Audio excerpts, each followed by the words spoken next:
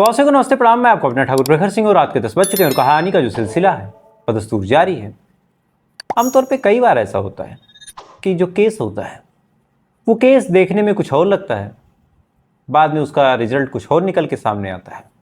Court कचहरी तमाम लोग सज़ा सुना दें, उसके बाद फिर पता चले कि यार ये तो गलती हो गई, यहाँ पे एक पहलू छूट गया, तो वो भी साल 2 साल बाद। तो अपने आप में ये चमत्कार ही होगा कि कोई कहानी, कोई केस पुलिस वाले सुलझा दें, कातिल को पकड़ लें, पकड़ने के बाद उसे जेल भेज दें, फाइल बंद हो जाए, तमाम तफ्तीश ख़त्म हो जाए, उसके बाद पता चले कि यार गलती हो गई, कातिल तो कोई और था। और यहाँ पे एक कातिल को तो सज़ा मिली लेकिन एक दूसरा कातिल छूट गया।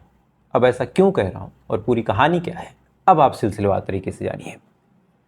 हरियाणा के पानीपत में एक जगह लगती है, सुखदेव इलाका है। इसी सुखदेव इलाके में साल 2021 की बात है, एक शख्स रहा करता था जिसका नाम था विनोद बराड़ा।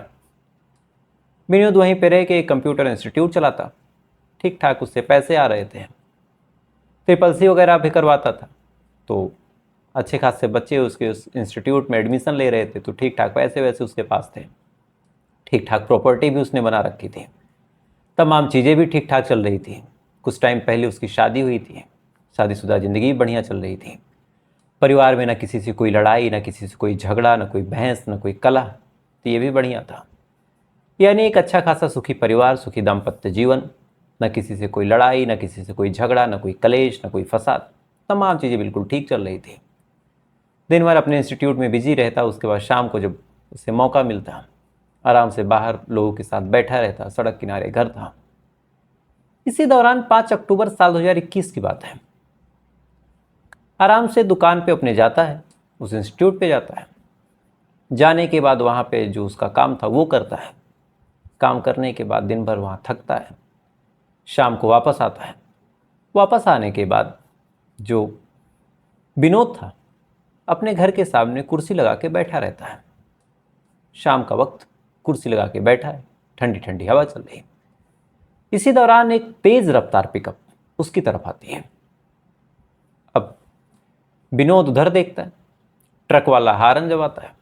इससे पहले कि विनोद कुछ कह पाता, वहाँ से उठ के जा पाता, ट्रक आउट ऑफ कंट्रोल हो के विनोद को ठोक देता है। अब टक्कर इतनी जोर की थी कि फौरन विनोद जो था वो गिर पड़ता है, चीखता है, तमाम लोग चीख पुकार सुनते हैं। इधर जो ट्रक ड्राइवर था जब देखता है कि यार मुझसे एक्सीडेंट हो गया, फौरन ट्रक को तेज़ी से भगाते हुए लेके जाता है। आनन फानन में तमाम लोग इकट्ठा होते हैं। इकट्ठा होने के बाद विनोद को जैसे तैसे करके लेके जाते हैं हॉस्पिटल। हॉस्पिटल में उसको एडमिट किया जाता है। तमाम खून की बोतलें लगती हैं, तमाम दवाइयाँ होती हैं, बहुत सारा खून उसके शरीर से निकलता है। डॉक्टर जांच पड़ताल करते हैं, कड़ी मशक्क़त, कड़ी मेहनत करते हैं, जैसे तैसे करके विनोद की जान बचाते हैं।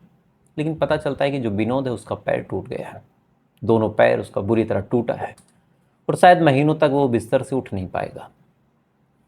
अब ये तमाम चीज़ जब विनोद के साथ हुई तो फिर इधर विनोद के फैमिली वालों ने FIR कर दिया उस ट्रक वाले के ऊपर कि भाई इतनी गैर जिम्मेदाराना तरीके से वो ट्रक चला रहा था, ट्रक चलाते हुए उसने उड़ा दिया। इस वजह से परिवार में एक सदस्य इस समय बिस्तर पे है जो सबसे ज़्यादा कमाने वाला था, जो परिवार का मुखिया था। पुलिस वाले जब ये बात सुनते हैं उन्होंने कहा कि भाई ठीक है, हम उस ट्रक वाले को पकड़ेंगे। फ़ौरन FIR दर्ज हुआ। पुलिस वाले उस ट्रक ड्राइवर की तलाशी करते हैं, तमाम टोल नाकों पे, तमाम आसपास के इलाकों पे CCTV कैमरे को खंगालते हैं। खंगालने के बाद तमाम लोगों से पूछताछ करने के बाद फाइनली उस ट्रक वाले का पता लग जाता है। पता चलता है कि जो ट्रक ड्राइवर है वो पंजाब का रहने वाला है और उसका नाम है देव सुनार। देव जो था पंजाब का रहने वाला, यहाँ पे वो छोटा ट्रक यानी पिकअप चला रहा था, ज़्यादा अनुभवी नहीं था। इस वजह से उसने जब स्पीडिंग ओवर कर दी तो फिर कंट्रोल कर नहीं पाया और विनोद को उसने ठोक दिया। पुलिस वाले जाते हैं, उसको गिरफ्तार करते हैं।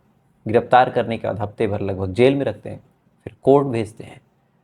कोर्ट में वो अग्रिम जमानत लगाता है और बाकी फिर मुकदमा चलता रहता है।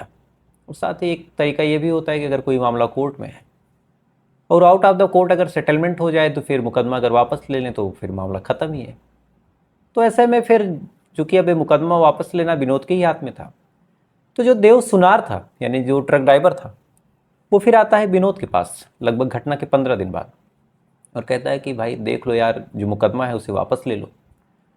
फालतू में मैं जेल चला जाऊंगा, मेरी रोजी रोटी छीन जाएगी। लेकिन चूंकि जो विनोद था अच्छा भला इंसान, दोनों पैर अचानक से चले गए, महीनों तक बिस्तर पे, ऑपरेशन, सर्जरी, तमाम दवाइयाँ, तो अच्छा खासा वो भी नाराज़ था। उसने गुस्से में कहा कि यार तूने मेरा जीना हराम किया है, तेरी वजह से मेरी पूरी ज़िंदगी बर्बाद हुई, मैं बिस्तर पे आ गया, तो तू भी मुकदमा झेल। अब ये बात जब देव सुनार सुनता है तो सुनने के बाद अच्छा खासा नाराज़ होता है, और नाराज़ होकर वहीं गुस्से में धमकी देता है और कहता है कि सुन, या तो तू केस वापस ले ले, नहीं तो मैं तुझे देख लूँगा। विनोद भी एटीट्यूड में आता और कहता है कि ठीक है, जो तुझसे बन पर तू कर ले, केस तो वापस नहीं होगा। धमकी दे के वो ड्राइवर वहाँ से चला गया, बात आई गई हो गई। महीने दर महीने गुजरते रहे, मुकदमा चलता रहा। अक्टूबर में 5 तारीख को एक्सीडेंट हुआ था, नवंबर आ गया, दिसंबर आ गया, और इसी बीच 15 दिसंबर को तमाम लोग अपने घर में सो रहे हैं। धीरे धीरे जो विनोद है वो भी रिकवर हो रहा, उसकी भी हालत कुछ सुधर रही है। इसी दौरान अचानक से दरवाजे पे कुछ आहट होती है। अब दरवाजे पे आहट हुई, फौरन दरवाज़ा खोला गया। जब खोला गया तो देखा कि जो देव सुनार है वो बाहर खड़ा है, गुस्से में लाल, हाथ में तमंचा लिए। तमंचा देखते ही जो विनोद की वाइफ थी निधि, वो डर के चीखने लगी। चीख पुकार कुछ और लोग सुनते हैं। सुनने के बाद लेकिन अब हाथ में तमंचा, वो करें क्या? इधर ये देव सुनार एकदम पागलों की तरह पूरे घर में विनोद को खोज रहा, हर एक कमरे में झांक रहा। इसी बीच उसने पूछा कि विनोद कहाँ है? डरते डरते परिवार वाले में से एक ने इशारा कर दिया कि विनोद उस जगह पे है। गुस्से में देव सुनार वहां गया। जाने के बाद उस तमंचे में जितनी गोलियां थी सब विनोद के ऊपर उसने खाली कर दी। एक गोली सीने में लगी, एक गोली कमर में, एक गोली सर में, 3 गोलियां लगी। आनन फानन में विनोद वहीं पे दम तोड़ देता है। इधर इसके तमंचे की जब गोलियां खत्म हुई तो भाई परिवार वालों ने भी हिम्मत जताई। उन्होंने जैसे तैसे करके अब इस देव को पकड़ा। पकड़ने के बाद इसी बीच किसी ने पुलिस को फ़ोन कर दिया। पुलिस भागी भागी आई कि एक कत्ल हुआ है, कातिल को परिवार वालों ने पकड़ रखा है। फौरन पुलिस वाले आते हैं, देव को पकड़ते हैं। पकड़ने के बाद अपने साथ ले गए। इधर विनोद की बॉडी अपने साथ ले गए, पोस्टमार्टम करवाया। तमंचा वहीं पे था तो तमंचा अपने पास ले लिया। तो अब एक कत्ल को प्रूफ करने के लिए कोर्ट में क्या चाहिए? आला कत्ल, यानी जिस चीज़ से कत्ल हुआ वो तो तमंचा घर में ही मिल गया। मोटिव तो मोटिव था कि भाई मुकदमा वापस नहीं ले रहा था। चश्मदीद तो पूरा परिवार चश्मदीद था कि भाई घर के अंदर वो दाखिल हुआ, सबके सामने उसने गोली मारी और चीखता हुआ आया कि तूने केस वापस नहीं लिया, अब देख तू अड़ा। कुछ टाइम पहले इसने धमकी भी दी थी। तो चश्मदीद हो गया, सबूत हो गया, सुराग हो गया, तमाम चीज़ें, गिरफ्तार किया गया। देव से पूछा गया कि भाई तूने क्यों मारा, चूंकि एक फॉर्मेलिटी होती है कि भाई एक बार उससे भी पूछ लें। देव ने अपना स्टैंड बताया कि मेरे खिलाफ इसने मुकदमा किया था, मेरी पूरी ज़िंदगी तबाह हो गई थी, तो मुझे भी लगा कि चलो अब इसको निपटा ही देते हैं, और मैंने कत्ल कर दिया। अब पुलिस वाले जब ये बात सुनते हैं, सुनने के बाद अब एक चार्जशीट बनाते हैं। तमाम सबूत, फॉरेंसिक टीम और फिंगरप्रिंट, मोटिव, ये तमाम चीज़ें इकट्ठा करते हैं। इकट्ठा करने के बाद मामला कोर्ट में जाता है। कोर्ट मामले में अब सुनवाई करती है, और सुनवाई करने के बाद देव सुनार को जेल भेज देती है। अब देव सुनार जेल में है, विनोद की मौत हो गई है। पुलिस पूरे मामले को सुलझा चुकी है, मामला रफा दफा हो गया, फाइल बंद हो गई। साल 2021 बीत गया, 22 आ गया। धीरे धीरे परिवार वाले भी, अब चूंकि कुछ दिन तक तो घाव हरा था, लेकिन कहते हैं कि वक्त एक ऐसी चीज़ है कि बड़े से बड़े घाव को भर देती है। कुछ टाइम तक विनोद के बिना परिवार वालों को थोड़ा अजीब लगा, लेकिन धीरे धीरे वो भी आदी हो गए। विनोद को धीरे धीरे लगभग यादों में ही रखा गया। कुछ टाइम बाद वो भी भुला दिया गया। साल 2022 जाते जाते पूरे परिवार की ज़िंदगी पटरी पे आ गई, क्योंकि जो कातिल था उसे सज़ा मिल गई। जो कुछ होना था वो हो गया, कुछ बचा नहीं था, ना कोई बदला, ना कोई रिवेंज, ना कुछ और। 23 आते आते तमाम लोग और भूल गए। 24 आ गया, पूरी घटना को 2 साल बीत गए। 2 साल बाद परिवार में महज विनोद की कुछ तस्वीरें, कुछ यादें, कुछ तारीखें कि जिस तारीख को कत्ल हुआ, जिस तारीख को जन्मदिन रहा होगा, जिस तारीख को निधि और विनोद की मैरिज एनिवर्सरी रही होगी। बस महज यही तमाम जो हसीन लम्हे थे, बुरे लम्हे थे, उनको याद करके उस दिन शोक या फिर खुशी मना ले परिवार वाले। बाकी फिर बात आई गई हो गई थी। लेकिन इसी दौरान लगभग 2.5 साल गुजर गए। एक अजीब चीज़ हुई। दरअसल जिस पुलिस वाले ने और जिस थाने ने इस पूरे मामले की जांच पड़ताल करके पूरी फाइनल रिपोर्ट लगा के मामला बंद कर दिया था, चार्जशीट बना के कोर्ट में पेश कर दिया था, कोर्ट ने सजा दे दी थी, उसी पुलिस वाले के व्हाट्सएप पे एक मैसेज आता है। मैसेज में जो कुछ लिखा था अगर मैं आपको हूबहू बताऊं तो मैसेज में कहा गया था कि सर आपने जिस केस की जांच पड़ताल करके एफआईआर लगा दी है, मुझे लगता है कि इस केस में कई ऐसे लोग हैं जो छूट गए हैं, तो एक बार इस केस की फिर से जांच हो। और मुझे पुख्ता यकीन है कि विनोद के कत्ल में अकेला देव सुनार नहीं शामिल था बल्कि कुछ और लोग शामिल थे। अब ये मैसेज जब पुलिस वाले पढ़ते हैं उनका तो माथा ही ठनक गया कि आखिर एक कत्ल हुआ, कत्ल का मोटिव था पुराना झगड़ा था, पहले एक्सीडेंट हुआ, वहीं से झगड़ा शुरू हुआ, फिर कत्ल हो गया, तो इसमें कौन और शामिल होगा। लेकिन फिर उस आदमी ने कहा कि सर मैं ऑस्ट्रेलिया में हूँ, नहीं तो हिंदुस्तान आता तो पक्का कुछ ना कुछ आप लोगों की मदद करता। तो मामला विदेश से आया था, पुलिस वालों को भी लगा कि भाई पता नहीं कहाँ तक ऊंची पहचान हो, एक काम करते हैं, चलते हैं इस मामले को थोड़ा सा और जांच पड़ताल कर लें अगर कोई कह रहा तो। लेकिन अब जांच पड़ताल करें कैसे। तो फिर उन्होंने पूछा कि भाई क्या करें। उस बंदे ने कहा कि थोड़ा देव सुनार का लिंक आप चेक कीजिए कि किससे और हमारे परिवार और देव के बीच कोई कॉमन लिंक तो नहीं है। पुलिस वालों ने कहा कि हाँ ये बात ठीक है।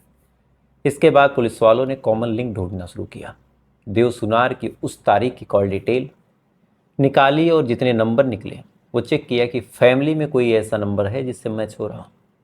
तो जब चेक किया गया साल 2021 की कॉल डिटेल को, तब पता चला कि देव सुनार एक सुमित नाम के शख्स से बात करता है। सुमित इसी हरियाणा के गोहाना का रहने वाला। और इत्तेफाक देखिए कि सुमित का नंबर विनोद की वाइफ के फ़ोन में, और वो भी बात करती थी और अभी भी करती है। अब ये चीज़ जब पुलिस वाले देखते हैं तब उनका माथा ठनका कि भाई ये क्या है, लेकिन अब करें क्या। तो उन्होंने कहा थोड़ी और पड़ताल कर लो। जब थोड़ी और पड़ताल करी तो कुछ और चीज़ें निकल के सामने आई। जब और चीज़ें निकल के सामने आई तब पुलिस वाले अब काटो तो खून नहीं कि भाई 2 साल से हम जिस मामले को एकदम नज़रअंदाज कर रहे हैं, यहाँ कातिल तो खुला घूम रहा है। अब उन्होंने फिर पड़ताल करी और जब पड़ताल करी तब पूरी कहानी जो निकल के सामने आई वास्तव में इतनी हैरान करने वाली थी कि आप सुन लें तो कहेंगे कि एक आदमी इतना प्लान कैसे कर सकता है। बात साल 2020 की है। दरअसल साल 2020 में जो विनोद की वाइफ है निधि, वो एक जिम जाया करती थी अपने आप को मेंटेन करने के लिए, अपने आप को एक्टिव रखने के लिए। इसी जिम में जो ट्रेनर था उसका नाम था सुमित। अब सुमित बढ़िया बॉडी वाडी उसने बना रखी थी, डंबल उम्बल उठाता तो निधि उसे देखती, देखने के बाद काफ़ी अट्रैक्ट होती कि भाई ये इतना, इसके पास स्टेमिना है, इतना मस्कुलर है। बातचीत शुरू हो गई। बातचीत जब शुरू हुई तो देखते ही देखते निधि और सुमित एक दूसरे के काफ़ी क्लोज आ गए। क्लोज इतना आ गए कि फिर अब फ़ोन पे बात भी होने लगी। अब बात होने लगी, आए दिन सुमित मैसेज करने लगा निधि की फ़ोन पे, निधि भी उससे वीडियो कॉल करती, तमाम बातें होती। ये तमाम चीज़ें कहीं ना कहीं विनोद को भी पता चली। जब विनोद को पता चली तो उसने फिर विरोध किया कि ये चीज़ें गलत है, तुम इस तरह से नहीं कर सकती। निधि को 1-2 बार उसने समझाया भी। निधि ने कहा कि ठीक है आज से नहीं करूँगी, लेकिन फिर वही रवैया उसने अपनाया। तो लगातार ये चीज़ें जब होने लगी तो फिर विनोद का विरोध भी बढ़ता गया। आए दिन मियाँ बीवी के बीच लड़ाई झगड़ा भी होने लगा। अब जब लड़ाई झगड़ा होने लगा तो फिर निधि अपनी गलती मानने को तैयार नहीं। उसे लगा कि मेरी ही दुनिया को जो मेरा पति है वो रोक रहा। तो फिर निधि ने कहा कि एक काम करो, इसको ही रास्ते से हटा दो, लेकिन हटाना ऐसे है कि ना कभी मैं फंसूँ, ना ही कभी मेरा बॉयफ्रेंड यानी सुमित फंसे। ऐसा कत्ल हो कि किसी को कभी भनक ही ना लगे। प्लान ये बना कि कोई आए और उड़े, जो विनोद है उसे उड़ा दे। तो कैसे। तो सबसे पहले जो सुमित है अपने एक दोस्त से बात करता है जिसका नाम था देव, और 10 लाख रुपए में सुपारी देता है और कहता है कि कभी भी तुम्हें मुंह नहीं खोलना है, चाहे तुम पकड़े जाओ चाहे जो। देव गरीब आदमी, उसे लगा कि मैं जेल में रहूँगा लेकिन 10 लाख रुपए में फैमिली का बाकी काम हो जाएगा, और आजकल एक कत्ल में तो जमानत भी हो जाती है। तो फिर सिंपल बात है, पहले उसने ट्रक से उड़ाने की कोशिश की, ट्रक से उड़ाया लेकिन विनोद बच गया। जब विनोद बच गया तब यहीं से प्लान भी आया कि काम करो, इसी बात को सामने रख के कि तुम्हारे ऊपर मैंने एफआईआर किया है और यहीं से तुम नाराज़ हो, इसी बात का एवज लेके तुम मेरे पति को मार दो। अब पूरा प्लान बनता है। 15 ही दिन बाद जो देव है वो घर के अंदर जानबूझ के दाखिल होता है कि काम करता हूँ, पहले धमकी देता हूँ ताकि कहीं से भी सुमित का नाम ना आए। तो फिर उसने अपना इंटेंशन बताते हुए धमकी दी कि तूने मेरे ऊपर एफआईआर किया या तो एफआईआर वापस ले ले, क्योंकि इसे पता था कि एफआईआर वापस हो लेगा ही नहीं, क्योंकि उसका भाई पैर टूटा है। तो पहले उसने धमकी दी, जब धमकी दी तो फिर इधर विनोद ने कहा कि मैं एफआईआर वापस लूँगा ही नहीं किसी कीमत पे, तू चाहे जो कर ले। तो जब ये चीज़ें उसने बोली तब फिर इसने कहा कि अच्छा अगर ऐसी बात है तो मैं तुझे मार दूंगा। अब मार दूंगा का मतलब क्या है? अब इतनी धमकी देने के बाद जो देव है फिर सुमित से बात करता है कि अगर मैं अब कत्ल करता हूँ तो मेरे फैमिली का क्या होगा और मैं बाहर कैसे आऊँगा।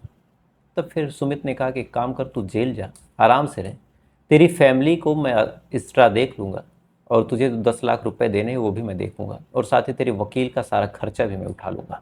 तो जल्द ही तू बाहर आ जाएगा, चूँकि एक कत्ल है और उस कत्ल में अगर तू माफ़ी वाफ़ी मांगेगा और तेरा पास्ट रिकॉर्ड कोई गड़बड़ है नहीं तो तुझे ज़्यादा सजा वजा भी नहीं होगी और तुझे तब तक मैं बाहर निकलवा दूंगा, फिर मामला चलता ही रहेगा, कोई दिक्कत नहीं, साल 1.5 साल तू जेल में रहेगा।